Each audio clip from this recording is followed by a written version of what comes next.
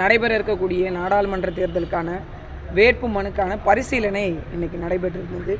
அதில் அதிமுக, பாமக, நாம் தமிழர் இவங்களுக்கான வேட்புமனு பரிசீலனை முடிஞ்சு காங்கிரஸ் கட்சியினுடைய வேட்பாளராக போட்டியிடக்கூடிய மரியாதைக்குரிய சுதா அவர்களுடைய வேட்புமனு பரிசீலனையின் போது அவங்க கொடுத்துருக்க அந்த உறுதிமொழி பிரமாண பத்திரம், இது பிரமாண பத்திரம் பேரே உறுதிமொழி பிரமாண பத்திரம்.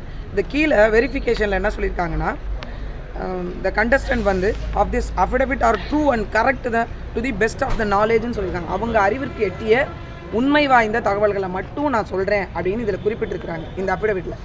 இதில் அவங்க என்னென்னா 2016-17 ஆண்டு 3,88,800 ரூபா வருமான வரி கணக்கு காட்டியிருக்காங்க. அந்த நாளில் இருந்து இந்த வருஷம் வரைக்குமான வருமான வரி அவங்க செலுத்தப்படவே இல்லை. அப்போ நாங்கள் எந்திரிச்சு அப்ஜெக்ஷன் தெரிவிக்கிறோம். என்னென்னா அவங்க 7 ஆண்டு காலம் வருமான வரி கட்டாமல் நாட் அப்ளிகபிள்னு காட்டியிருக்கிறாங்க அப்படின்னு. அப்போ அங்கே ஆர்ஓ என்ன சொல்கிறாங்க, தேர்தல் ஆணையர் என்ன சொல்கிறாங்க அப்படின்னா, இல்லைங்க அவங்க கணக்கு காட்டியிருக்கிறோம் இல்லை காட்டாமல் இருக்கிறோன்னு தெரிவித்தா பரவாயில்ல, நாங்கள் எப்படி இதை கண்டுபிடிக்கிறதுன்றாங்க. அவங்க அப்பட்டமாகவே அவங்களுடைய வங்கி இருப்பு எவ்வளவு, கையிருப்பு 49,000 காட்டியிருக்காங்க. வங்கி இருப்பு எவ்வளவுல ஒரு வங்கி கணக்கில் மட்டும் 10,13,880 ரூபா காட்டியிருக்காங்க. குறைஞ்சபட்சம் 5 லட்ச ரூபா, அதாவது அதிகபட்சம் 5 லட்ச ரூபா இருந்தாலே வருமான வரி கணக்கு கண்டிப்பாக செலுத்தி இருக்கணும் அப்படின்றது விதி இருக்கும் பட்சத்தில் ஒரு வங்கி கணக்கில் மட்டுமே 10 லட்சத்தி சொச்ச ரூபா காமிச்சிருக்காங்க. இன்னொரு வங்கியில் 50,000 காட்டியிருக்காங்க. இன்னொரு வங்கியில் 50,000 காட்டியிருக்காங்க. ஸோ 11 லட்சத்துக்கு மேலே அவங்களுடைய கையிருப்பு, 12 லட்சத்துக்கு மேலே கையிருப்பும் வங்கி இருப்பும் காட்டியிருக்கும் பொழுது இவங்க இப்போ இருக்கக்கூடிய கரண்ட் நிலுவை தான் நாங்கள் சொல்கிறோம். இந்த வருஷத்துக்காவது அவங்க குறைஞ்சபட்ச வருமான வரி தாக்கல் பண்ணியிருக்கணும். ஏன்னா மார்ச் இது இல்லைங்களா, மார்ச் 31 அதுக்கான தேதி கால அவகாசம் இன்னும் 4 நாள் தான் இருக்கும் பட்சத்தில் ஏற்கனவே வேட்பாளராக போட்டியிடக்கூடியவங்க இதை முன்னாடியே வருமான வரி கணக்கு காட்டியிருக்கணும். 2016-17 3,88,000 வருமான வரி கணக்கு காட்டியிருக்கிறவங்க ஒரு வழக்கறிஞர் தன்னுடைய தொழிலையும் இதில் காட்டியிருக்கிறாங்க. அப்படி இருந்தும் பட்சத்தில் இவங்க இந்த மாதிரி 7 ஆண்டு காலமாக வருமான வரி செலுத்தலைன்னு ஊடகத்திலையும் செய்தி வந்திருக்கு. அந்த ஊடக செய்தியை நான் காண்பிக்கிறேன். அந்த ஊடக செய்தியை மையமாக வச்சு தான் நான் அவங்களோட அஃபிடவிட்டே எடுத்து வெரிஃபை பண்ணி பார்த்தோம். அதில் இப்படி ஒரு சிக்கல் இருக்குது. அதை கேட்டு நாங்கள் அவங்களுக்கான அப்ஜெக்ஷன் தெரிவித்தோம், ஆட்சேபனை தெரிவித்தோம். ஆட்சேபனை தெரிவித்த பிறகும் கூட அவங்க மனு ஏற்றுக்கொள்ளப்பட்டது அப்படின்னு நாங்கள் விளக்கம் கொடுத்துட்டோம் அப்படின்னு சொல்கிறாங்க.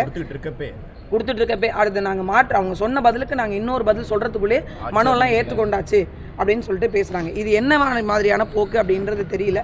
இல்லை ஆளுங்கட்சி மட்டும் தான் தேர்தலில் பங்கேற்கணும் அப்படின்னு சொல்லிட்டாங்க அப்படின்னா மற்ற யாரும் பங்கேற்க மாட்டாங்க இல்லையா. இங்கே யாராவது வருவதாக இருந்தால் கூட, ஒரு வேட்பாளர் கூட வேட்புமனு தாக்கலுக்கு வர்றதா இருந்தால் கூட எங்கள்கிட்ட மட்டும் சட்டங்கள் பேசுகிறாங்க, வேட்பாளர் வாங்க, வேட்பாளரோடு 4 பேர் வாங்க.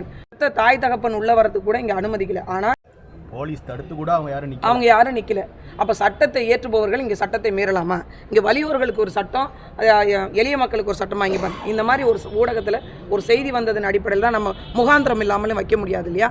முகாந்திரத்தோடு தான் அவங்கள்ட்ட போயிட்டு நம்ம அந்த ஆட்சேபனை தெரிவித்தோம். அந்த ஆட்சேபனையை எடுத்துக்கவே இல்லை.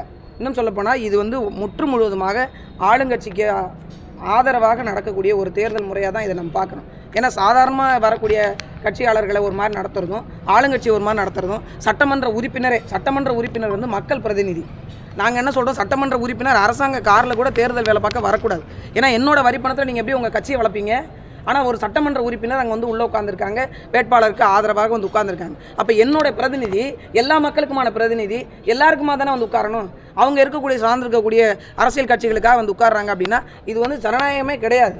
இது அதிகாரம் மிக்கவர்களுக்கான ஒரு வாய்ப்பாக தான் இந்த தேர்தல் நடக்குது. ஒன்றும் பணம் படைச்சவங்க இதில் போட்டிடுறாங்க, இல்லை ஆளுங்க வர்க்கத்தினர் போட்டிடுறாங்க. அவங்க தான் இந்த இடத்துல களத்தில் நிற்க முடியும். சாதாரண மக்கள் எப்படிங்க ஜனநாயகத்தை வெல்ல முடியும்? சாதாரண மக்கள் எப்படி சட்டத்திட்டங்களை வகுக்க முடியும்? இந்த நிலைமை மாறணும். இது மிகப்பெரிய ஒரு அராஜகம், கொடூர போக்கு இது.